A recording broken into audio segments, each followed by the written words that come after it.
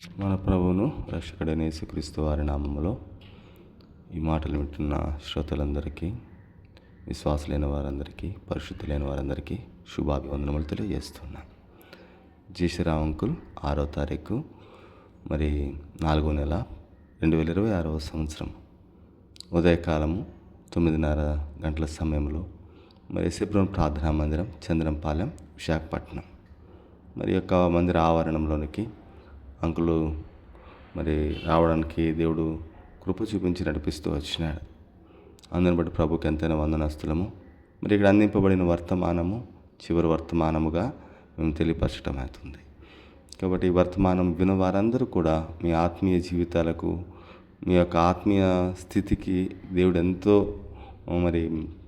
తన యొక్క కార్యములు జరిగించే దాని కొరకు దోహదపడతాయని నమ్మి విశ్వాసముతో ఈ యొక్క చివరి వర్తమానాన్ని యూట్యూబ్లో మేము ముందుంచడానికి మేము సిద్ధపడుతూ ఉన్నాం.